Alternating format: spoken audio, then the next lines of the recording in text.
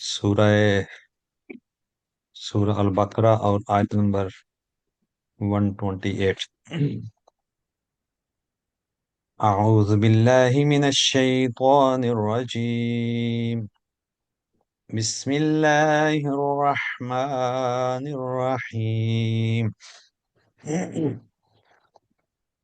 ربنا واجعلنا مسلمين لك ومن ذريتنا أمة مسلمة لك وأرنا مناسكنا وتب علينا إنك أنت التواب الرحيم۔ ربنا وابعث فيهم رسولا منهم يتلو عليهم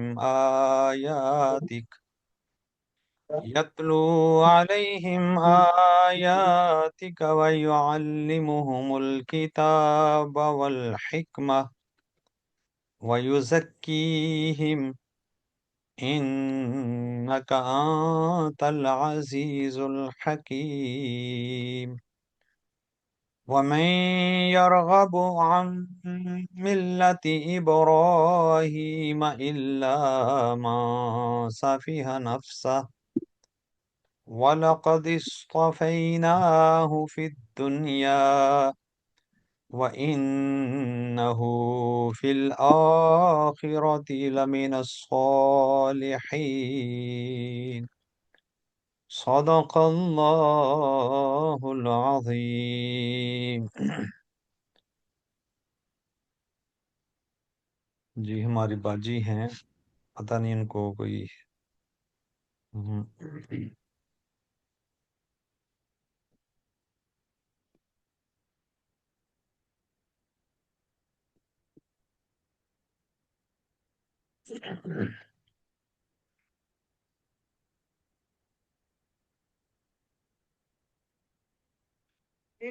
جی وعلیکم السلام، کی مسئلہ ہے؟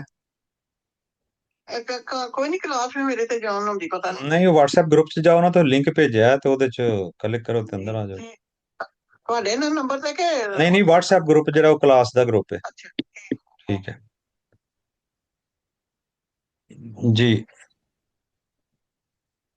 ربنا،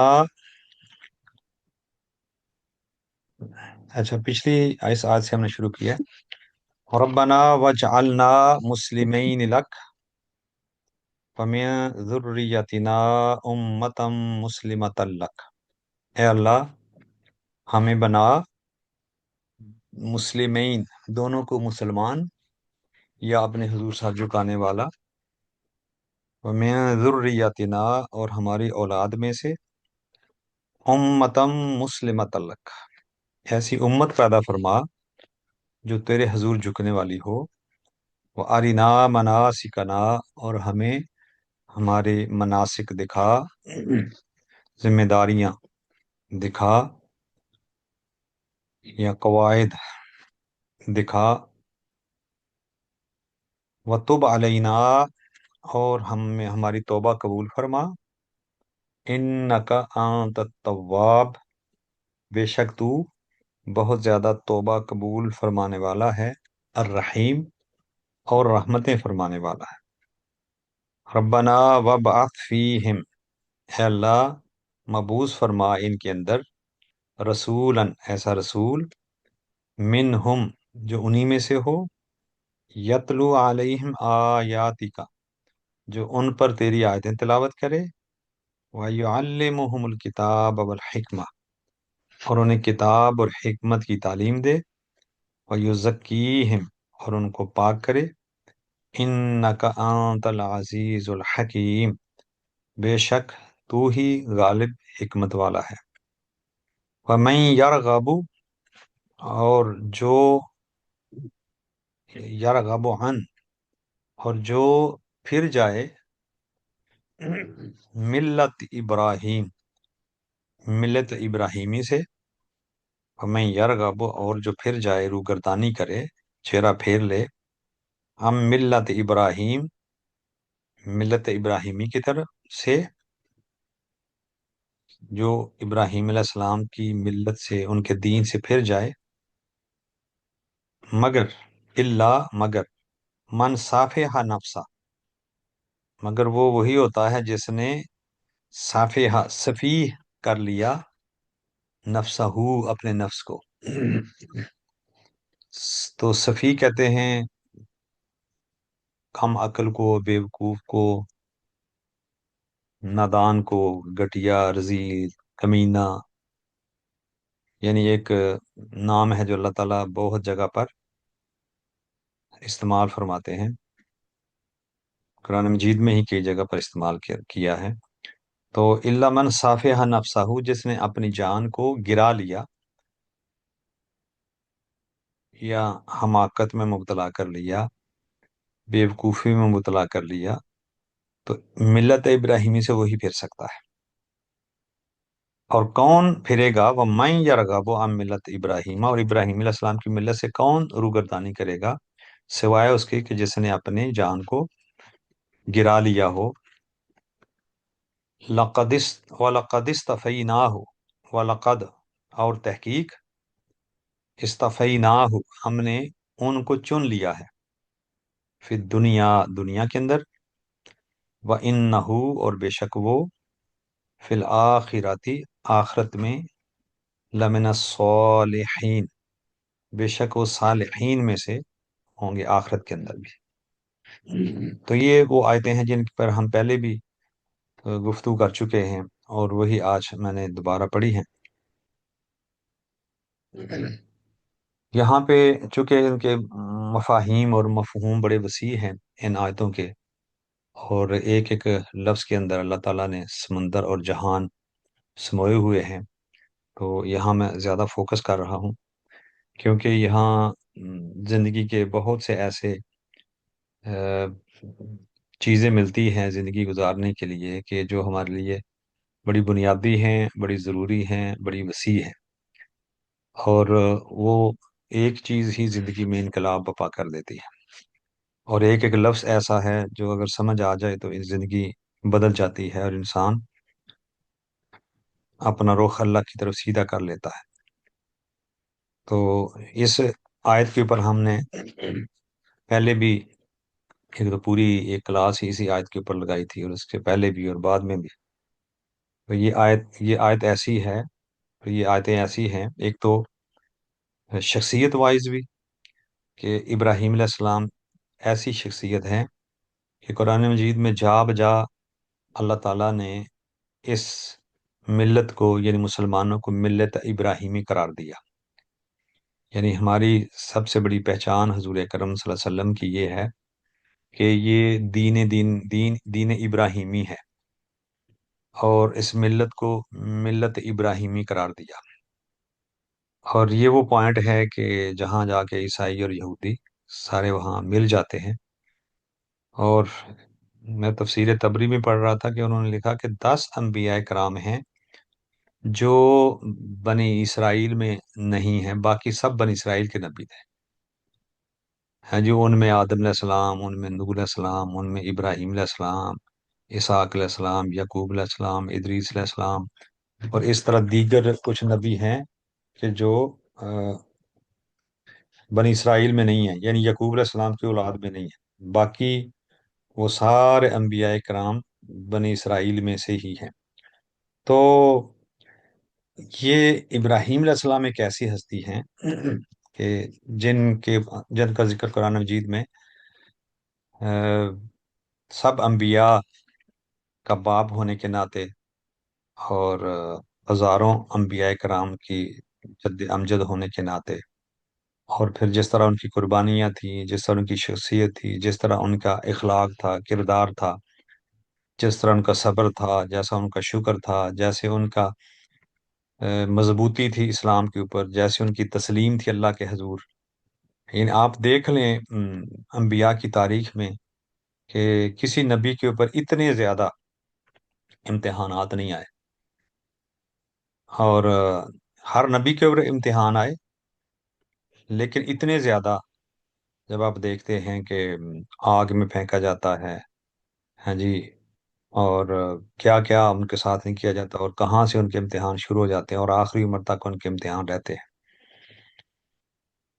تو کسی جنگ میں کسی کا شہید ہو جانا دشمنوں کے ہاتھوں، کسی کا خود جان دے دینا، یا آ، اولاد کا قتل ہو جانا، یہ اور بات ہوتی ہے. لیکن اپنے ہی ہاتھوں سے اپنے آخری عمر میں ملے ہوئے پیارے خوبصورت بیٹے کو ذبح کرنا، یہ کام اور کسی کا نہیں ہو سکتا. اور یہ مثال اللہ تعالیٰ نے حضرت ابراہیم علیہ السلام پہ فٹ فرمائی ہے اور ان سے یہ کام لیا ہے. تو یہ اور کسی کے ساتھ ایسا نہیں ہوا اور نہ کوئی ایسا کر سکتا ہے. ایمان ڈول جاتے ہیں لیکن ابراہیم علیہ السلام، تو یہ سارا جتنا ان کو زندگی کا کردار نظر آتا ہے، وہ ایک ماڈل مسلم کے طور کے اوپر سامنے آتا ہے کہ اللہ کے حضور جھکنے والا ہو، سرنڈر کرنے والا ہو، تو وہ کیا ہوتا ہے. اور اس کو مسلمان کہتے ہیں، اور اللہ تعالیٰ نے ان کے اخلاق اور کردار کو ہمارے سامنے مثال بنایا. اور وہ جو سورہ ابراہیم میں آتا ہے فلما اسلما وتلہ للجبین، جب دونوں نے سر جھکا دیا، تو وہ اللہ نے اس کو اسلام کہا. تو یہاں پہ بھی وہی دعا ہے کہ مولا ہمیں مسلمان بنا اور ہماری اولاد کو بھی ایسے ہی بنا. تو یہ خوبیاں صرف اپنے لیے نہیں مانگ رہے تھے بلکہ اپنے اولاد کے لیے بھی مانگ رہے تھے، اور ہم سب مسلمانوں کے لیے مانگ رہے تھے کہ وہ کوالٹیز، چلو مکمل تو نہیں ہو سکتی، ہر کہتے ہیں نا فکر ہر کس بقدر ہمت اوست، یہ فارسی کا ایک شعر ہے، اس کا ایک مصرع ہے کہ فکر السلام ہر کس علیکم۔ بقدر ہمت اوست، کہ ہر کسی کا جو فکر ہوتا ہے اسی کی ہمت کے مطابق ہوتا ہے. جتنا کسی کا قد کاٹ ہوتا ہے اسی تک قدر اس کی فکر بلند ہوتی ہے. تو اللہ تعالیٰ چھوٹے لوگوں پہ بڑے امتحان نہیں ڈالتے، یہ چونکہ لوگ بڑے تھے اس لیے امتحان بھی بڑے ہوئے. ہم چھوٹے چھوٹے لوگ ہوتے ہیں، ہمارے امتحان بھی چھوٹے ہیں، لیکن ہم چھوٹے امتحانوں میں بھی فیل ہو جاتے ہیں اور وہ بڑے بڑے امتحانوں میں بھی پاس ہو جاتے ہیں. تو یہ ہمارے ان کے اندر فرق ہے. لیکن ہم جیسے بھی ہیں جہاں بھی ہیں، ہمیں بھی اب اس کے حضور سرنڈر کرنے، اس کے حضور سر جھکانے، اس کی قدر تقدیر کے اوپر آمین کہنے اور اس کا شکر ادا کرنے اور صبر کرنے کا حکم ہے. تو جہاں بھی ہیں جتنے چھوٹے بھی ہیں تو ہمارے امتحان بھی چھوٹے ہی ہوتے ہیں. اب ہم میں سے تو کسی کو جیحا میں نہیں ڈالا جاتا، ہم میں سے تو نہیں ہے حکم کہ اپنی اولاد کو ذبح کرو، ایسا کسی کے ساتھ نہیں ہے. تو چونکہ ہم چھوٹے ہیں اس لیے ہمارے امتحان بھی چھوٹے ہیں. تو اب ان جیسا تو کوئی ڈیمانڈ بھی نہیں اللہ کی طرف سے ہو رہی نا کہ چھوٹے لوگوں تم بڑی قربانی دو، نہیں. تو جیسے لوگ ہیں ویسی قربانی ہونی اس نے ہمارے اوپر رکھی ہوئی ہے. چھوٹی چھوٹی زندگی میں مشکلات ڈال دیتا ہے، کسی کو اولاد کی، کسی کو مال کی، کسی کو خاندان کی، کسی کو گھر کی، کسی کو جسم کی، کوئی بیماریوں کے لیے، کوئی رشتہ داروں کی، کوئی برادری کی، کوئی 100 چیزیں. اللہ تعالیٰ چھوٹے چھوٹے ہمارے امتحان ڈال دیتا ہے اور ہمیں پرکھتا ہے. تو وہاں پہ ہمیں اس لیول پہ صبر کرنا ہے تو ہمیں اللہ تعالیٰ اجر عظیم عطا فرما دیتے ہیں. تو یہ ہمیں درس ملتا ہے یہاں پہ کہ اس کا حضور سر جھکانا اور اس کی رضا پہ راضی رہنا اور اس کی رضا پہ خوش رہنا، یہ، اور آرنا مناسکنا، اور جو ہماری ذمہ داریاں ہیں ان کو نبھانا. ہاں جی، جو منسک ہے اسلام کے، جو اسلام کے حوالے سے اللہ تعالیٰ نے ہم پہ ذمہ داریاں ڈالی ہیں، جو طریقے بتائے ہیں ان کے اوپر کار بند رہنا، اور ہر وقت اللہ کے حضور رجوع کرنا، توبہ علینا، اور توبہ کرنا اور رجوع کرنا. تو مین جو یہاں کے سر جھکانا اس کے حضور، اور اس کی رضا پہ راضی رہنا، اور جو اس نے ہمیں طریقے بتائے اسلام کے عبادت کے ان پہ کاربند رہنا، اور اللہ کی طرف رجوع کرنا، اور اللہ کی طرف اللہ سے توبہ کرتے رہنا اور اپنے گناہوں پہ معافی مانگتے رہنا. تو یہ ابراہیم علیہ السلام کی سنت کے اندر یہ ہمیں چیزیں ملتی ہیں، اور اس کو قرآن کا حصہ بنایا اور اس کو ہمارے لیے سنت چھوڑ دیا اور ہمارے لیے رہنما کے طور پر چھوڑ دیا. پھر ان کی دعا ربنا وابعث فیہم رسولا، اے اللہ ان کے اندر اپنا رسول بھیج۔ اور رسولن جب کہہ رہے تھے تو نظر حضور اکرم صلی اللہ علیہ وسلم کے اوپر تھی۔ انہوں نے تو پہلے دن جب انبیاء کی روحوں کو پیدا کیا تھا، اور وہ جو قرآن مجید میں آتا ہے دوسری جگہ پر، وَإِذْ أَخَذَ اللَّهُ مِيثَاقَ النَّبِيِّينَ لَمَا آتَيْتُكُم مِّن كِتَابٍ وَحِکمۃ، جب اللہ تعالیٰ نے نبیوں کو پیدا فرمایا اور پھر فرمایا کہ جب میں تمہیں کتاب و حکمت دے دوں اور پھر تمہارے پاس میرا رسول آ جائے، تو شیخ عبد الحق محدث دہلوی فرماتے ہیں کہ جب انبیاء کی روحیں جمع ہوئیں اور ان کے اوپر ایک نور چمکا جس نے پوری انبیاء کی مجلس کو روشن کر دیا، وہ پہلے ہی نور تھے، انبیاء کی مجلس بھی نور کی مجلس تھی، انبیاء کی روحیں تھیں، اور جب ان کے اوپر نور مصطفیٰ چمکا اور حضور کا نور، حضور تشریف لائے، تو وہ محفل جو آلریڈی نور کی تھی وہ نور میں نہا گئی، یعنی ایک چکا چوند روشنی آ گئی۔ اور اس وقت اللہ نے فرمایا کہ آپ نے ان کی مدد کرنی ہے اور ان پر ایمان لانا ہے۔ تو ظاہر ہے وہاں ابراہیم علیہ السلام کی روح بھی موجود تھی، اور اس وقت وہ بھی حضور کے نبوت پر ایمان لائے تھے، اور ان کو یہ پتا تھا کہ آخر زمان نبی ہیں۔ تو جب یہ سبحان کہہ رہے اللہ، تھے سبحان ربنا وابعث فیہم رسولا، اے اللہ ان میں وہ رسول بھیج، تو وہ رسول ابھی تو حضور نہیں آئے تھے دنیا میں، یہ ابراہیم علیہ السلام کی دعا ہے۔ اور اس وقت حضرت ابراہیم علیہ السلام کی توجہ ادھر تھی کہ وہ جو تیرا آخر زمان نبی ہے، جو محمد مصطفیٰ ہیں، اور جو سب نبیوں کے سردار ہیں، اور جن پر نبی ایمان لائے اور جن کی نصرت کا وعدہ کیا، ابراہیم علیہ السلام کی نظر اس وقت بھی جب یہ دعا کر رہے تھے تو حضور اکرم صلی اللہ علیہ وسلم پر تھی۔ تو یہ دعا کر رہے تھے کہ ان کے اندر وہ رسول بھیج۔ تو جب توجہ حضور کی طرف آئی ابراہیم علیہ السلام کی دعا کرتے ہوئے، تو حضور شیخ علیہ السلام فرماتے ہیں تو اس وقت یہ جو مقام ابراہیم پتھر ہے، اس کے اوپر آپ کھڑے تھے اور دعا کر رہے تھے، اور جب حضور کی طرف توجہ فرمائی اور ان کے لیے دعا کی کہ وہ نبی اس اسماعیل کی اولاد میں بھیج، تو وہ پتھر حضور کا نام، حضور کا ذکر سن کر وہ پتھر نرم ہو گیا، اور ابراہیم علیہ السلام کے قدم اس کے اندر 3 انچ تک گھس گئے۔ تو یہ اللہ تعالیٰ نے اس پتھر کو توفیق دی، اور یہ بھی ثابت ہوتا ہے کہ جب حضور کا ذکر آتا ہے تو پتھروں کے دل بھی موم ہو جاتے ہیں، اور اگر حضور کا ذکر آئے اور انسان کا دل موم نہ ہو اور محبت میں رقت نہ آئے، تو پھر ہمیں سوچنا چاہیے کہ کیا ہم ان پتھروں سے بھی گئے گزرے تو نہیں ہیں۔ تو مقام ابراہیم، وہ حضور کا ذکر سن کے، یہ دعا سن کے ربنا وابعث فیہم رسولا منہم، جو انہی میں سے ہو، اسماعیل علیہ السلام کی اولاد میں سے، یتلو علیہم آیاتی کا، تیری آیتیں تلاوت کرے، وَيُعَلِّمُهُمُ الْكِتَابَ وَالْحِکمہ، اور ان کو کتاب و حکمت کی تعلیم دے، وَيُزَكِّيهِمْ، اور ان کا تزکیہ کرے۔ تو یہ مقاصد نبوت ہیں سارے، ہر نبی یہی کام کرتا آیا، لیکن جو بھی نبی کام کرتے آئے وہ آقا صلی اللہ علیہ وسلم نے ان کو مکمل تکمیل تک پہنچایا، یعنی مکمل کیا۔ سب نبیوں میں علم دیا ہوگا، لیکن حضور نے وہ علم مکمل کیا۔ نبیوں نے بھی حکمت دی انسانیت کو، مگر حضور نے اس کو مکمل کیا۔ نبی بھی تزکیہ کرتے تھے، اور قرآن مجید میں بار بار ہر نبی کے ساتھ آتا ہے کہ اپنی قوم کو کہتے تو زکو، کہ تم تزکیہ کر لو، صفائی کر لو، طہارت کر لو، لیکن آقا علیہ السلام نے اس کو مکمل کیا۔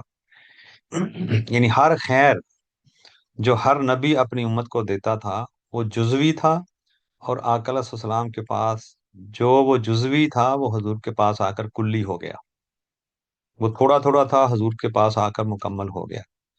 جیسے فرمایا الیوم اکملت لکم دینکم واتممت علیکم نعمتی وردیت لکم الاسلام دینا۔ الیوم اکملت لکم دینکم، آج ہم نے دین مکمل کر دیا ہے جی۔ الیوم اکملت لکم دینا، تو دین تو سب نبی کے لے کے آئے، لیکن کسی کے پاس مکمل نہیں تھا، تھوڑے تھوڑے اجزاء تھے۔ لیکن حضور کے پاس آ کر وہ جو دین اسلام چلتا آ رہا تھا، اب دیکھیں نا، ابراہیم علیہ السلام بھی جگہ جگہ مسلمان ہونے کی دعا کر رہے ہیں، تو مسلمان تھے وہ، تو سب نبی مسلمان تھے، لیکن وہ تھوڑا تھوڑا اسلام تھا۔ لیکن اللہ نے فرمایا الیوم اکملت لکم دینکم، آج ہم نے آپ پر دین مکمل کر دیا، واتممت علیکم نعمتی، اور نعمتیں سب نبیوں کو دی تھی مگر آپ کے اوپر آ کر ہم نے تمام کر دی ہیں، یعنی مکمل کر دی ہیں۔ مطلب کہنے کا یہ ہے محبوب، ہم نے آپ کو سارا کچھ دے دیا۔ اب جو بھی نعمت ہے اللہ کی، یہ بڑا ایمان فروز نقطہ ہے کہ جو بھی نعمت ہے اللہ تعالیٰ کی، وہ اللہ نے حضور پر مکمل کر دی، یعنی ساری حضور کے ہینڈ اوور کر دی۔ تو ساری نعمتیں اللہ تعالیٰ نے حضور کو دے دی، اتمم تو علیکم نعمتی، تمام کر دی، مکمل کر دی۔ اب سب نعمتیں، یعنی اللہ خالق ہے نعمتوں کا، لیکن اللہ نے حضور کو مالک بنا دیا، یعنی دے دی اور حضور مالک بن گئے۔ اب حضور نے خود فرمایا کہ انما انا قاسم واللہ یؤتی، حدیث پاک جو بڑی مشہور حدیث پاک ہے کہ اللہ، انما انا قاسم، بے شک میں ہی تقسیم کرتا ہوں، واللہ یؤتی، اور میرا اللہ مجھے عطا کرتا ہے، یعنی اللہ مجھے دیتا ہے اور میں دنیا میں تقسیم کرتا ہوں۔ اور اللہ کیا دیتا ہے اس آیت میں بتا دیا کہ میں کیا دیتا ہوں، کہ اکملت لکم دینکم اتممت علیکم نعمتی، تو اللہ کی ساری نعمتیں اللہ نے حضور کو دے دی ہیں، سبحان اللہ، حضور کو مالک بنا دیا ہے، وہ انما انا قاسم، اور میں پھر آگے تقسیم کرتا ہوں۔ سبحان اللہ، تو جو میں نے، میرا ایک اپنی نعت ہے، اس کا ایک شعر ہے، جس کو جو کچھ خدا سے ملتا ہے بس در مصطفیٰ سے ملتا ہے، یعنی اللہ نے سبحان خود ایک چینل بنا دیا ہے کہ میں نے ان ساری نعمتیں آپ پر مکمل کر دی، ان آپ کو دے دی ہیں، اللہ، آپ کی جھولی میں ڈال دی ہیں، اور محبوب آپ کو قاسم بنا دیا ہے سبحان کہ اللہ، قیامت تک جو بھی آپ کے در پہ آئے آپ نے خالی نہیں لوٹانا۔ سبحان اور اللہ، سورہ دوحہ میں فرما بھی دیا وَأَمَّا السَّائِلَ فَلَا تَنْهَرْ، اور جب کوئی سوالی آیا آپ کی بارگاہ میں تو پھر اس کو خالی نہیں لوٹانا، جھڑکنا نہیں ہے، خالی سبحان دامن اللہ، نہ جائے۔ سبحان اللہ، اللہ تعالیٰ کو تو یہ پتا تھا نا کہ یہ حضور کی حیات مبارکہ میں ہی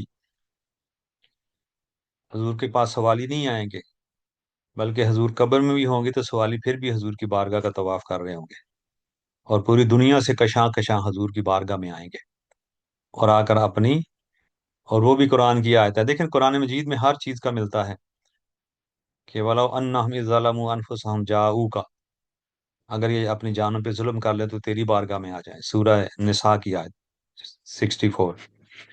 تو اگر جانوں پہ ظلم کر لیں تو تیری بارگاہ میں جائیں، فاستغفر اللہ، اور وہاں اللہ سے معافی مانگے، واستغفر لهم الرسول، اور پھر رسول بھی تمہاری سفارش کر دے، لوجد اللہ تواب الرحیمہ، اللہ تعالیٰ کو اسی وقت آپ پالیں گے توبہ قبول کرنے والا اور رحم لٹانے والا ہے۔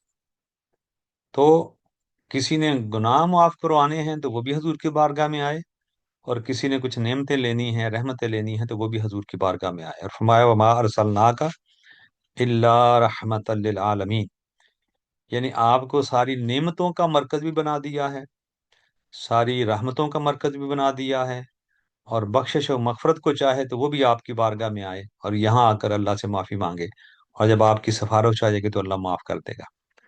اللہ سے معافی مانگنی ہے تو واسطہ نبوت سے مانگنی ہے، اور اللہ سے نعمتیں لینی ہے تو واسطہ نبوت سے لینی ہے۔ اور پھر ایک اور جگہ فرمایا، قرآن مجید میں ہی فرمایا اذا سألک عبادی عنی فانی قریب، محبوب جب کوئی آپ سے سوال کرتا ہے، اذا سألک، جب آپ سے سوال کرتا ہے، عبادی میرے بندے، تو بندے تو اللہ ہے، کہ تو سوال مصطفیٰ سے کیوں؟ تو اب قرآن ہی بیان کر رہے ہیں نا کہ بندے میرے ہوں گے لیکن سوال مصطفیٰ سے کریں گے۔ وَإِذَا سَأَلَكَ عِبَادِي، اور جب میرے بندے سوال کریں گے، کس سے؟ سَأَلَكَ، آپ سے سوال کریں گے، تو بندے خدا کے اور سوال مصطفیٰ سے۔ اب یہ قرآنی اصول ہی ہے نا، اور قرآن خود کہہ رہا ہے۔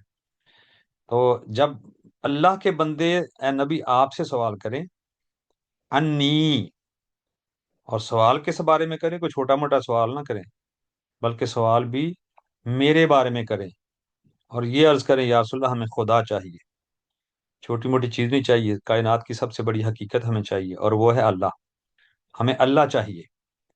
تو محبوب کہہ دے کہ جب اب آگے ہو، میری بارگاہ میں آگے ہو، تو اور خدا سے ملنا چاہتے ہو، تو پھر انی قریب، تو فرمایا کہ میں وہی ہوں، میں تیرے قریب ہوں، مطلب جو تیرے پاس پہنچ گیا وہ میرے پاس پہنچ گیا۔ یہ سورہ بقرہ کی آیت نمبر 186 ہے۔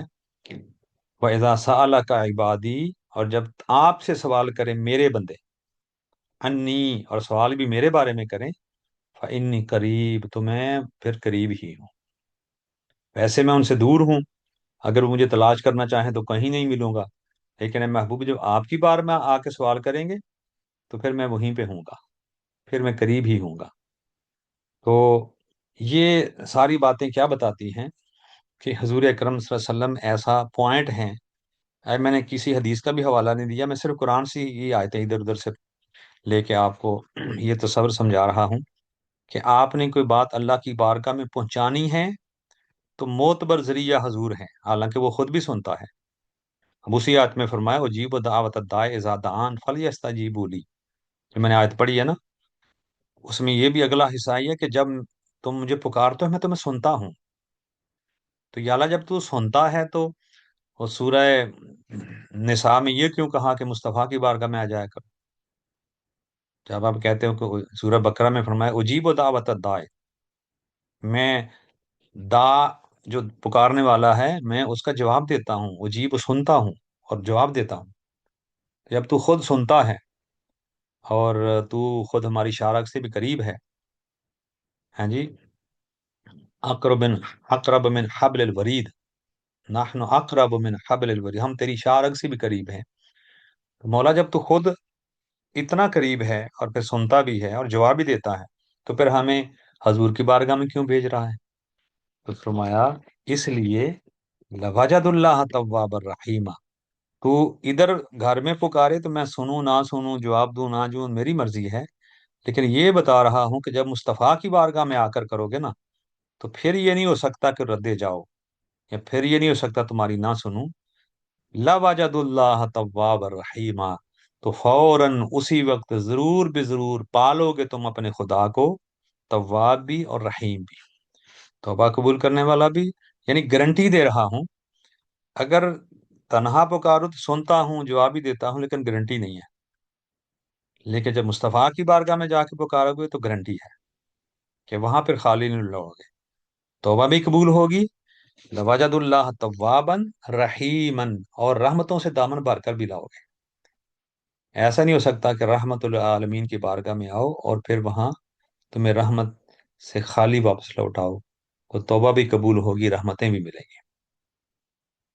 قرآن مجید نے ہمارے عقیدے کو اتنا در مصطفیٰ سے باندھ دیا ہے کہ اس در کے سوا چارہ ہی کوئی نہیں۔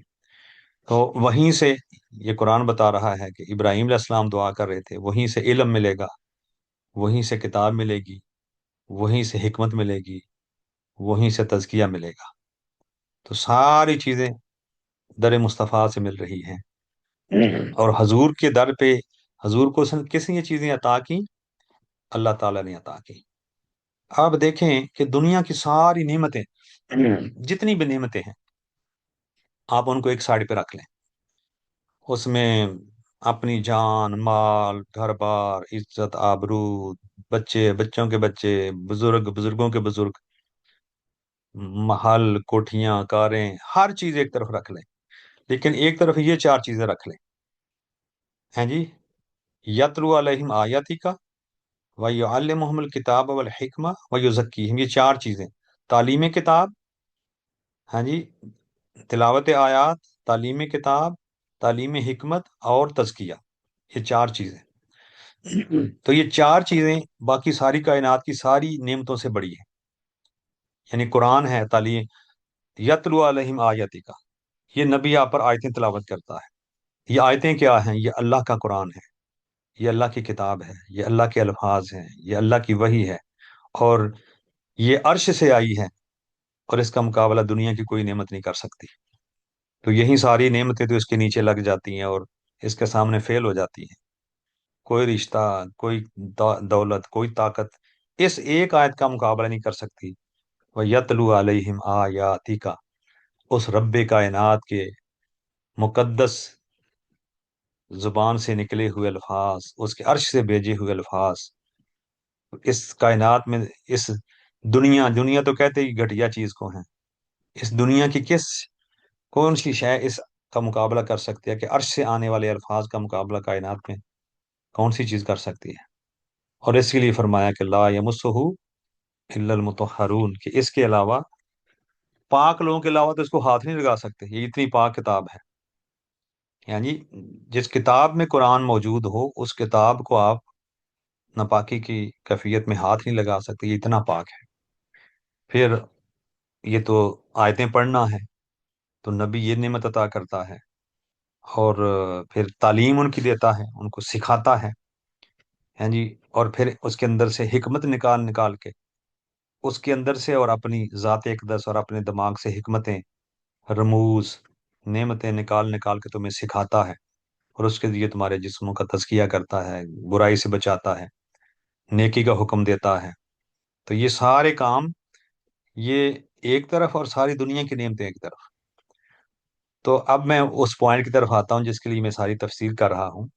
جب یہ ساری اعلیٰ چیزیں حضور سے مل رہی ہیں جی، یعنی اعلیٰ ترین چار چیزیں کائنات کی جب حضور سے مل رہی ہیں، قرآن بھی، اس کی تعلیم بھی، اس کی حکمت بھی، اور تزکیہ بھی، تو یہ ساری اعلیٰ چیزیں جب حضور سے مل رہی ہیں اور اللہ حضور کے تھرو ہمیں دے رہا ہے، تو پھر باقی جو چیزیں اس سے تو کمتر ہی ہے نا. اس سے کم تر جو اعلیٰ چیزیں اللہ حضور کے ذریعے دے رہا ہے، تو کم تر چیزیں حضور کے ذریعے کیوں نہیں مل رہی؟ تو وہ بھی حضور کے تھرو ہی مل رہی ہیں. اور اس لیے فرمایا کہ اللہ مجھے عطا کرتا ہے اور میں پھر تمہارے اندر تقسیم کرتا ہوں. اللہ آج بھی ہمیں جو مل رہا ہے، یہ قرآن ہمیں ملا ہوا ہے اور ہم پڑھ رہے ہیں، تو حضور کے تھرو ہی مل رہا ہے نا. حضور نہ ہم دیتے انسانیت کو تو ہمیں کہاں سے مل جاتا؟ حضور کی تعلیم نہ دیتے تو ہمیں یہ بڑے بڑے راز، آپ حدیث کی کتابیں اٹھا کر دیکھیں، اس میں ہر حدیث کی کتاب میں کتاب و تفسیر ہوتی ہے. مثلاً بخاری لے لیں، مسلم لے لیں، دیگر حدیث کتابیں لے لیں، اس میں کتاب و تفسیر ہے. وہ کیا ہے؟ وہ آقا علیہ السلام نے قرآن کی خود تفسیر کی ہوئی ہے. کچھ کی کر دی اور کچھ کر کے ہمیں دکھا دیا. تو جو حضور نے خود اپنی زبان اقدس سے قرآن کی تفسیر کی کہ اس آیت کا مطلب یہ ہے، تو ایک تو اس چینل سے ہمیں قرآن کی تفسیر مل گئی کہ حضور نے خود کر دی کہ یہ آیت اس لیے اللہ نے نازل کی، اس کے اندر یہ حکمتیں ہیں. اور دوسرا جو حضور کا اپنا عمل تھا وہ بھی قرآن کی تفسیر تھی. تو وہ اپنا عمل بھی آقا علیہ السلام کا تفسیر تھی. تو وہ کتابوں کی تفسیر اور سنت کی تفسیر، وہ حدیث کی تفسیر اور سنت کا دونوں مل کر یہ پورا قرآن تھا، ایک چلتا پھرتا قرآن تھا. تو حضور ہی دے رہے تھے ہمیں، اور آج بھی ہمیں حضور ہی دے رہے ہیں. وہ ہم تفسیریں پڑھیں یا حدیث کی کتابیں پڑھیں تو وہاں تفسیر پڑھیں قرآن کی، اور تو وہ بھی حضور ہی دے رہے ہیں. اور حکمت آج قبلہ حضور کی کتاب ہے جو حضور کی حکمتوں کے اوپر مشتمل ہے، کہ آقا علیہ السلام کے جو اقوال ہیں نا، حضور کے اقوال ہیں، تو اس میں سینکڑوں احادیث ہیں جو ہر حدیث ایسے ہے کہ جیسے وہ لوہے پہ لکیر ہوتی ہے، جیسے اقوال زرعی ہوتے ہیں. ہاں جی. تو اقوال زرعی ہیں حضور کے، اور دنیا میں کوئی شخصیت ایسی نہیں جس کے اتنے اقوال زرعی ہو. یعنی ایسی کوئی شخصیت نظر نہیں آتی کہ آپ دیکھیں کہ جس کے سینکڑوں اقوال زرعی بن جائے. جیسے میں ایک مثال دوں، من تواضع للہ فقد رفعہ اللہ، کہ جس نے تواضع کی، عاجزی کی، انکساری کی، اللہ نے اس کی عزت بڑھا دی. اب یہ ایسے ہے کہ لوہے پہ لکیر ہے کہ جو عاجزی کرتا، جو تکبر کرتا ہے، اللہ اسے ذلیل کرتا ہے، کیونکہ تکبر اللہ کی شان ہے. اور جو عاجزی کرتا ہے، انکساری کرتا ہے، اللہ اس کی عزت بڑھا دیتا ہے. تو یہ ایک قول ہے. پھر ارحم من فی الارض یرحم کا من فی السماء، حدیث پاک. تم زمین والوں پہ رحم کرو، خدا تم پہ رحم کرے گا۔ ہاں جی۔ تو یہ ایسی حدیثیں ہیں کہ جو زبان زد عام و خاص ہیں اور حکمت پر مبنی ہیں، جو انسان سوچ بھی نہیں سکتا، اتنی حکمت اللہ تعالیٰ نے اس کے اندر رکھی ہے۔ تو یہ حکمت سکھاتے ہیں، اور یزکیہم، اور تمہیں تزکیہ سکھاتے ہیں۔ اور تزکیہ ایک ایسی چیز ہے کہ جو اسلام کا نچوڑ ہے، کہ ہر گندگی سے، وہ زبان کی ہو، قول کی ہو، فعل کی ہو، دل کی ہو، ظاہری ہو، باطنی ہو، تو ہر گندگی سے یہ رسول نکال کے انسانیت کو تزکیہ سکھاتا ہے اور صفائی سکھاتا ہے۔ تو تزکیہ و طہارت، یہ دو لفظ قرآن میں استعمال ہوتے ہیں۔ تو تزکیہ یہ داخلی جو طہارت ہے اس کے لیے استعمال ہوتا ہے، اس لیے بار بار قرآن پاک میں یزکا، یزکی، تزکیاتن، اس کے بہت سی جگہوں پر اللہ رب العزت تزکیہ کے بارے میں ارشاد فرمایا۔ تو یہ قرآن مجید میں 20 مقامات پر اور یہ تزکیہ کا لفظ آیا ہے۔ تو یہ اس لیے ہے کہ انسان اپنے اخلاق اور کردار کو پاک کر لے، دماغ کو پاک کر لے، دل کو پاک کر لے۔ ہاں جی۔ تو اندر کے صفائی کو تزکیہ کہتے ہیں، اور باہر کی صفائی، جس میں جسم کی صفائی ہے، کپڑوں کی صفائی ہے، اپنے ماحول کی صفائی ہے، گھر کی صفائی ہے، جہاں آپ کے کمرے کی صفائی ہے، آپ کے ارد گرد جو چیزیں ہیں وہ ان کی صفائی ہے۔ یہ جو فزیکل جو چیزیں آپ کی، جو وجود سے، گھر سے، جہاں آپ جاب کرتے ہیں وہاں پہ، جس کمرے میں رہتے ہیں اس کمرے کے اندر، جس گھر میں رہتے ہیں اس گھر کے اندر، آپ کہیں بیٹھیں، بس میں جا رہے ہیں تو وہاں دیکھیں، کسی مجلس میں ہو وہاں دیکھیں، مسجد میں جائیں تو وہاں صفائی کریں۔ تو یہ جو صفائی ظاہری اور فزیکل ہے، اس کو طہارت کہتے ہیں۔ ہاں جی۔ یہ وضو ہے یہ بھی طہارت میں آتا ہے، اور اس طرح غسل جو ہے یہ بھی طہارت میں آتا ہے، کیونکہ اس سے جسم صاف ہوتا ہے۔ آپ کپڑے چینج کرتے ہیں وہ بھی طہارت میں آتا ہے، آپ کمرے کی صفائی کریں وہ بھی طہارت میں آتا ہے۔ تو ظاہری ساری صفائیاں طہارت میں آتی ہیں، اور باطنی صفائیاں تزکیے میں آتی ہیں۔ اب جھوٹ چھوڑ دے کوئی، جھوٹ نکال دے، تو یہ تزکیے میں آتا ہے۔ ہاں جی۔ اسی طرح کسی کے بارے میں برا نہیں سوچنا، قرآن مجید کا حکم ہے کہ ظن المؤمنین خیرہ، دوسروں کے بارے میں اچھا سوچا کریں، اچھا گمان رکھیں، اچھا خیال رکھیں۔ اگر برا رکھیں گے تو یہ گندگی ہے، اگر اچھا رکھیں گے تو یہ تزکیہ ہے۔ اسی طرح مطلب ہے، اور بھی جو اعمال کے اندر ہیں، افعال کے اندر ہیں، دل کے اندر ہیں، خیالات کے اندر ہیں، جب آپ بری چیز دیکھتے ہیں، مثلا کوئی فلم بری دیکھتا ہے، ڈرامے دیکھتے ہیں لوگ، تو یہ مطلب ہے جو تمہارے دل کو ناپاک کر دیتی ہے، یہ خلاف تزکیہ ہے، نجاست ہے، یہ نجاست باطنی ہے۔ اور اسی طرح بری چیزیں سننا، کوئی گانے سننا، کوئی ایسی چیزیں سننا جو شرع کے خلاف ہوں، تو وہ بھی تزکیے کے خلاف ہے۔ طہارت کے خلاف وہ ہوگی جو ظاہری چیز ہوگی، اس کو نجاست کہتے ہیں۔ ہاں جی۔ تو لیکن جو اندر کی چیزیں ہیں، جس سے انسان کا دل صاف ہوتا ہے، دماغ صاف ہوتا ہے، نیت صاف ہوتی ہے، اخلاقیات، انسان کی اخلاقیات بدلتی ہیں، وہ سارا تزکیے کے اندر آتا ہے۔ تو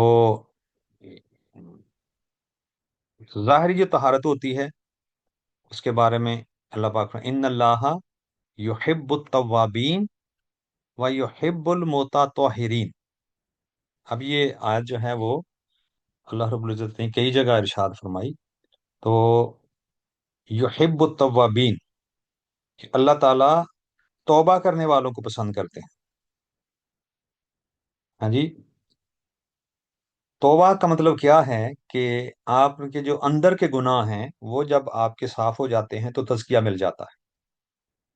تو تزکیہ، توبہ سے تزکیہ نصیب ہوتا ہے۔ اسی طرح سورہ بقرہ ہی کی آیت نمبر 220 ہے، ان اللہ یحب التوابین و یحب المتطہرین۔ اللہ تعالیٰ توبہ محبت فرماتے ہیں توابین سے۔ توبہ کیا ہے؟ گناہوں سے توبہ۔ اور جب گناہوں سے توبہ ہو گئی تو تزکیہ ہو گیا۔ تو توبہ اور تزکیہ کا بڑا آپس میں تعلق ہے۔ اور طہارت وہ ظاہری ہے، ان اللہ یحب التوابین و یحب المتطہرین۔ توبہ کے ذریعے تزکیہ نصیب ہو گیا، یعنی اندر کی صفائی ہو گئی۔ وَيُحِبُّ الْمُتَطَّهِرِينَ، اور وہ طہارت والوں کو پسند کرتا ہے۔ اور طہارت کیا ہے؟ باہر کی صفائی۔ یعنی اللہ فرما رہے ہیں کہ مجھے وہ بندہ پسند ہے، میں اس سے محبت کرتا ہوں جس کا باطن بھی پاک ہو، جس کا ظاہر بھی پاک ہو۔ تو ظاہر و باطن کی صفائی جو یہ کر لیتا ہے تو پھر اللہ کا محبوب بن جاتا ہے، وہ اللہ تعالیٰ کا پیارا بن جاتا ہے۔ ہاں جی، تو یہ صفائی جو ہے نا، یہ اللہ کو بڑی پسند ہے۔ تو تزکیہ کیا ہے؟ یہ صفائی ہے باطن کی، اور جو طہارت ہے وہ صفائی ہے ظاہر کی۔ تو ان دونوں میں سے کم کوئی نہیں ہے۔ اگر آپ اندر کی تو صفائی کر لیں، میں نے اخلاق اچھے کر لیں، لیکن باہر جسم گندا ہو تو پھر بھی اللہ کو پسند نہیں ہے۔ یہ ایسے ہی ہے جیسے آپ نے گھر کے اندر سے تو صفائی کر کے گھر کے باہر پھینک دی۔ آپ کے دروازے کے سامنے گندگی ہے، آپ کے گلی میں گندگی ہے، محلے میں گندگی ہے۔ اندر کی صفائی کس کام آئے گی؟ جب آپ باہر نکلیں گے تو آپ کو وہ خرابیاں نظر آئیں گی، بدبو آئے گی، تو پھر اندر کی صفائی کہاں گئی؟ ہمیشہ اندر تو نہیں رہنا ہوتا ہے، انسان نے باہر بھی تو نکلنا ہوتا ہے۔ تو اچھے طاہر لوگ وہی ہوتے ہیں جو اپنے اندر بھی صفائی کرتے ہیں اور باہر بھی صفائی کرتے ہیں۔ تو اندر کی صفائی کا بھی خیال رکھے انسان، اخلاق کردار اچھا ہو جائے، زبان اچھی ہو جائے، صبر آ جائے، شکر آ جائے، جتنی یہ سیرت کی کوالٹیز ہیں نا یہ ساری، اور جو خرابیاں ہیں اخلاق کی، وہ ساری تزکیہ کے ساتھ تعلق رکھتی ہیں۔ اخلاق کی اچھائیاں اور اخلاق کی برائیاں، جس میں برائیوں میں جھوٹ ہے، چگلی ہے، حسد ہے، ہاں جی، اس طرح کی جو چیزیں ہیں وہ ساری اخلاقی برائیاں یہ تزکیے سے تعلق رکھتی ہیں، کہ تزکیہ خراب کرتی ہیں۔ اس طرح صبر ہے، شکر ہے، تحمل ہے، بردباری ہے، سخاوت ہے، یہ ساری تزکیے کو امپروو کرتی ہیں۔ تو اور جو طہارت ہے وہ ظاہر کی چیزیں ہیں، وہ آپ جانتے ہی ہیں کہ ظاہری میں کیا ہے، جسم پہ میل ہو، منہ گندا ہو، بال خراب ہوں، ہاں جی، نہایا نہ ہو، وضو نہ کرے انسان، کپڑے نہ صاف رکھے، برتن نہ صاف رکھے، گھر میں صفائی نہ کرے، تو جہاں بیٹھا ہے وہاں صفائی نہ کرے، تو یہ طہارت کے خلاف ہے۔ تو مومن صاف ہوتا ہے، مومن گندا نہیں ہو سکتا۔ تو اسلام اتنا صفائی پہ زور دیتا ہے، اتنا صفائی پہ زور دیتا ہے کہ اگر غور کریں تو اسلام بڑی باریکی پہ جاتا ہے۔ جب آپ جاتے ہیں بریڈ خریدنے کے لیے تو آپ دیکھتے ہیں کہ وہ کوڈ پڑھنا شروع کر دیتے ہیں کہ کون سا کوڈ ہے جس میں وہ جیلاٹائن ہے اور وہ نہیں لینی۔ اور دیکھیں یہ کیا ہے؟ یہ ہماری اسلام کی طہارت کا ایک، کہ گندی چیز آپ کے خوراک میں نہیں آنی چاہیے، اس کے افیکٹ ہوتے ہیں جسم کے اوپر، روحوں کے اوپر، نسلوں کے اوپر، اخلاق کے اوپر، کردار کے اوپر۔ تو ہم وہاں تک جا کے صفائی کا خیال رکھتے ہیں، ہم غلط چیزیں نہیں کھاتے، غلط چیزیں استعمال نہیں کرتے، غلط چیزیں پہنتے نہیں ہیں، تو وہ ساری چیزیں صفائی سے، طہارت سے تعلق رکھتی ہیں۔ تو اسی طرح باطن کی طہارت بھی ہے، تزکیے کے ذریعے حاصل ہوتی ہے، ظاہر کی طہارت صفائی کے ذریعے حاصل ہوتی ہے۔ تو یہ دونوں اسلام کا مطلوب و مقصود ہیں، اور جب انسان دونوں کر لیتا ہے تو پھر اللہ کا محبوب بن جاتا ہے۔ اب دیکھیں ایک ایک لفظ کے اندر اتنا کچھ اللہ نے رکھا ہوا ہے کہ ہماری زندگی میں ایک لفظ ہی آ جائے نا تو پوری زندگی بدل جاتی ہے۔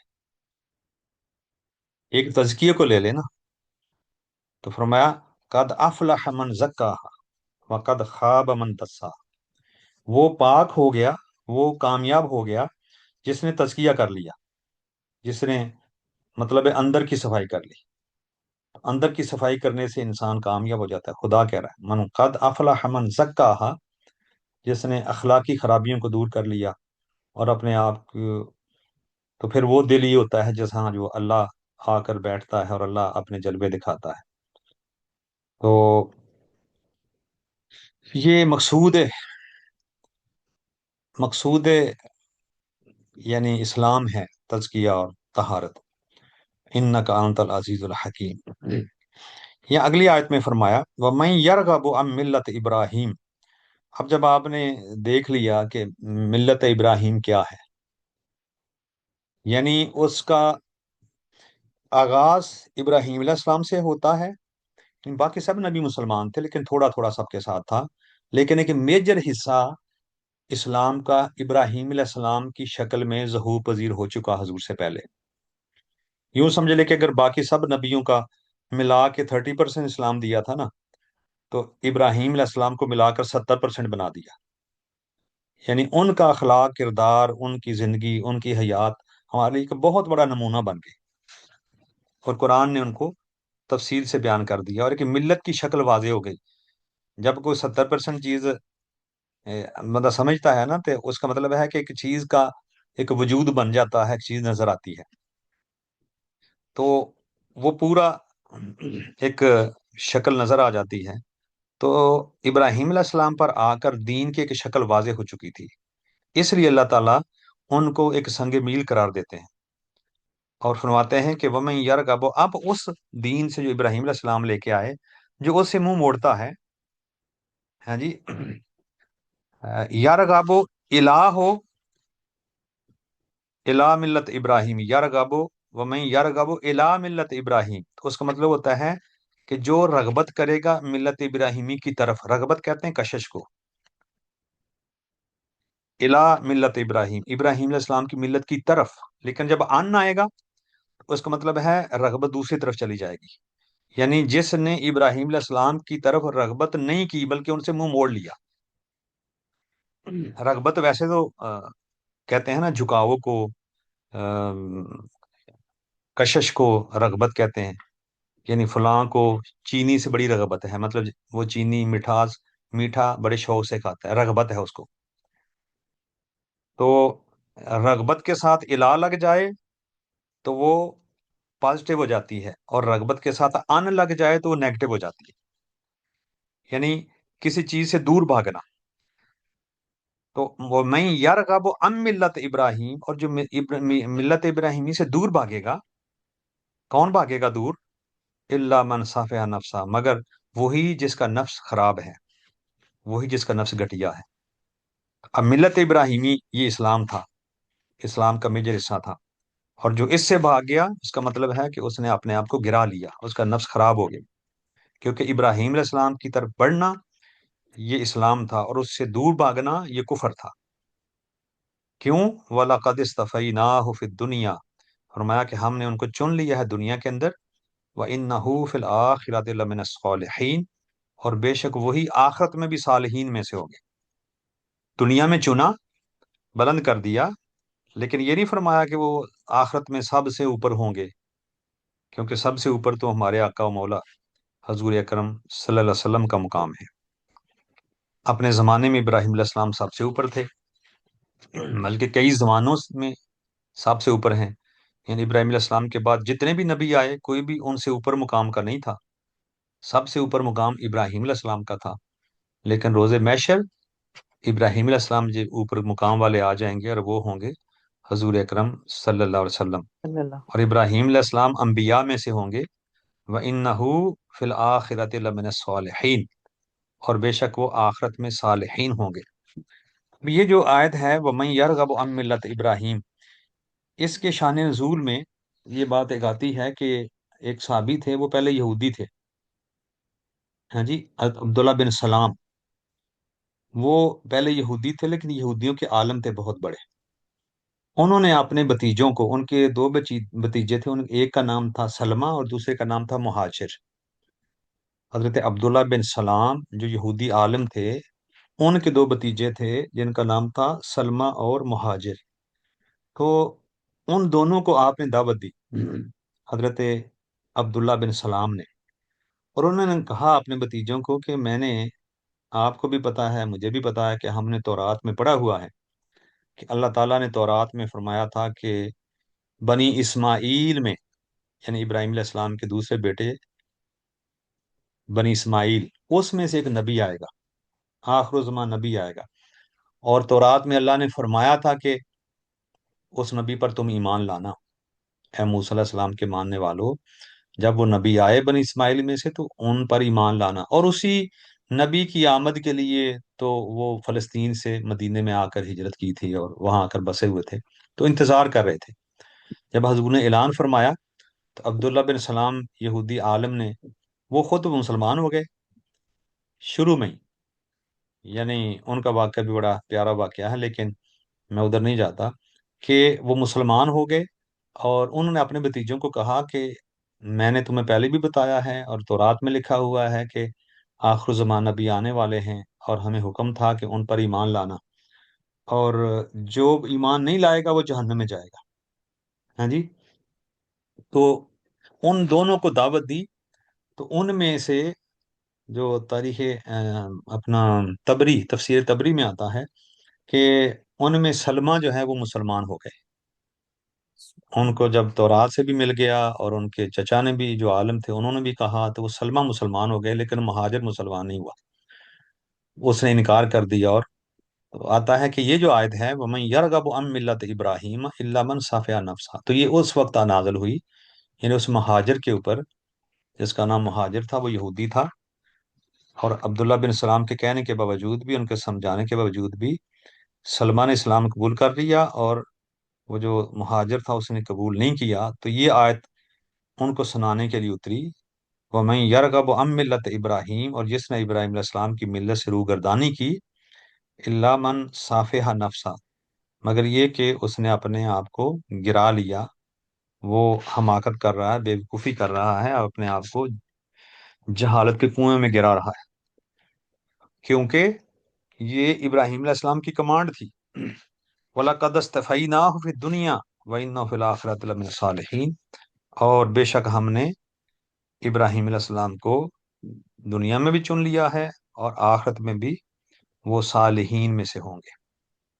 وَإِذْ قَالَ لَهُ رَبُّهُ أَسْلِمْ، اور جب ان کے رب نے ابراہیم علیہ السلام کو فرمایا تھا اسلم، اے ابراہیم سر جھکا دو، اسلم سر جھکا دو، قال اسلمت لرب العالمین، تو انہوں نے عرض کیا تھا مولا کے حضور، کیا مولا میں تیرے حضور سر جھکاتا ہوں، جو تو کہے گا میں وہ سنتا ہوں، جو تو کہے گا وہ مانتا ہوں۔ تو یہ ابراہیم علیہ السلام کا بار بار اسلم، اسلمت لرب العالمین، اسلام لے آ، میں اسلام لے آیا اللہ اللہ کے لیے۔ تو آپ دیکھتے ہیں کہ پہلے بھی ربنا وجعلنا مسلمین لک ومن ذریتنا امتا مسلمتا لک، تو آپ دیکھتے ہیں کہ ابراہیم علیہ السلام اور اسلام کا کتنا کہاں کہاں ذکر آیا ہے، اور کہاں کہاں اس کی تشریح کے طور پر، اساسی طور پہ کہاں کہاں اسلام کو اور ابراہیم علیہ السلام کا اکٹھا ذکر آیا ہے۔ تو اس لیے کہ اسلام ابراہیم علیہ السلام سے ایک واضح شکل میں ایک دین کی صورت میں موجود تھا، اگرچہ مکمل نہیں تھا، لیکن واضح دین اسلام کی شکل میں موجود تھا، اور ابراہیم علیہ السلام مسلمان تھے۔ آگے بھی جب آیتیں آئیں گی نا، یہ اگلی آیت میں بھی یہ دیکھیں، یہ تو دوسرے ہیں نا، اسماعیل علیہ السلام کی اولاد نہیں ہے، یہ اسحاق علیہ السلام کی اولاد ہے۔ تو ووسا، یہ ہم انشاءاللہ اگلی کلاس میں پڑھیں گے، ووسا بہا ابراہیم بنیہ و یعقوب، اور جب وصیت کی ابراہیم علیہ السلام نے اپنے بیٹوں کو، اور یعقوب علیہ السلام نے اپنے بیٹوں کو، یعنی پہلے ابراہیم علیہ السلام نے، اور پھر ان کے پوتے یعقوب علیہ السلام نے جب وصیت کی اپنے آخری وقت میں اپنے بیٹوں کو، تو کیا کہا، یا بنیا ان اللہ اصطفیٰ لکم الدین، کہ میرے بیٹو اللہ نے ایک دین تمہارے لیے پسند کر لیا ہے، فلا تموتن الا وانتم مسلمون، تم نے نہیں مرنا مگر اسلام پہ مرنا۔ یہ ابراہیم علیہ السلام بھی کہہ رہے تھے، اور یعقوب علیہ السلام بھی اپنی اولاد کو کہہ رہے تھے، اپنی اولاد کو جمع کر کے، کہ تمہاری موت اسلام کے اوپر آئے، وانتم مسلمون۔ وہ لفظی معنی تو ہے نا سر جھکانے والے، لیکن ایک ٹرم کے طور پر مسلمان بھی استعمال کر رہے تھے، کون؟ ابراہیم علیہ السلام بھی اور یعقوب علیہ السلام بھی، اور یعقوب علیہ السلام ہی کا نام اسرائیل تھا، اور ان کی اولاد ہی بنی اسرائیل قرار پائی۔ تو یہ جو حکم ہے، ابراہیم علیہ السلام تو دونوں کو کہہ رہے تھے، جس میں اسماعیل بھی تھے اور اسحاق بھی تھے، اور یعقوب علیہ السلام تو اپنی نسلوں کو کہہ رہے تھے کہ کیا تم مسلمان رہنا، تم اسلام پہ مرنا، موت آئے تو مسلمان ہو۔ تو اب وہ سارے بنی اسرائیل مسلمان تھے حقیقتاً، لیکن ہر کسی نے اپنے نبی کے ساتھ ساتھ اپنا نام بدل لیا اور اسلام سے سائڈ پہ ہو گئے. لیکن شکر ہے کہ اللہ تعالیٰ نے ہمیں وہ نام بھی دیا، وہ نبی بھی دیا جس نے اسلام سے ہٹے نہیں، بلکہ حقیقی شکل میں اسلام کو نہ صرف نافذ کیا بلکہ مکمل کیا، جو کسی نبی کے ساتھ مکمل نہیں ہوا تھا. تو اللہ کا شکر ادا کریں کہ دیکھیں کہ یعقوب علیہ السلام نے کیا نصیحت کی تھی، اور آج ہم میں سے کوئی بھی اپنے آپ کو مسلمان نہیں کہتا. یعقوب علیہ السلام نے، اب اگلی کلاس میں ہم پڑھیں گے کہ اپنے 12 بیٹوں کو جمع کیا تھا یعقوب علیہ السلام نے، اور یہ نصیحت کی تھی کہ بیٹو، یہ ابراہیم کا دین ہے اور اس دین پہ قائم رہنا، اور یہ دین اسلام ہے، اور تم مسلمان رہنا مرنے تک. وان فلا تموتن الا وانتم مسلمون، تمہاری موت آئے تو تم مسلمان ہو. لیکن بنی اسرائیل میں کوئی بھی مسلمان نہ رہا، ان میں کوئی عیسائی ہو گیا، کوئی یہودی ہو گیا، کوئی یہ ہو گیا، کوئی وہ ہو گیا، انہیں اپنا نام مسلمان نے ختم کر لیا. لیکن بنی اسماعیل سے یہ بات چلتی ہوئی جب حضور تک پہنچی تو اللہ کا شکر ہے کہ آج تک ہم مسلمان ہی کہلاتے ہیں. اور اس پہ انشاءاللہ اگلی دفعہ گفتگو کریں گے کہ یہ ٹائٹل کیسا ہے، اور ہم نے بھی چھوڑ دیا ہے تقریباً، اللہ ماشاء اللہ کہ ہم زیادہ دیوبندی، اہل حدیث، وہابی اور یہ ہونا زیادہ پسند کرتے ہیں. لیکن اصل ٹائٹل جو اللہ نے کہا تھا، اس کی تشریح انشاءاللہ اگلی کلاس میں ہوگی، تو وہ مسلمان ہے، اور یہ خدا کا دیا ہوا نام ہے. ہاں جی. اور ایک جگہ اور فرمایا سماکم المسلمین، اور اللہ نے تمہارا نام مسلمان رکھا تھا. کتنا پیارا نام ہے جو اللہ نے ہمیں دیا ہوا ہے، لیکن بدقسمتی کہ ہم بھی اس نام سے جان چھڑا رہے ہیں، اور ہم زیادہ کوئی فلاں ہے کوئی فلاں ہے، لیکن مسلمان کم ہی ہے. تم سبھی کچھ ہو بتاؤ تو مسلمان بھی ہو. یہ علامہ اقبال بھی رونا رو کر چلے گئے ہیں. دعا اللہ تعالیٰ ہم سب کو اس قرآن کو پڑھنے، سمجھنے اور عمل کرنے کی توفیق عطا فرمائے. اگلی دفعہ انشاءاللہ اس کلاس میں، جو ہمیں اگلی کلاس شروع ہوگی، وہ 131 یا 132 سے 132 سے انشاءاللہ ہم شروع کریں گے. وما علینا الا البلاغ.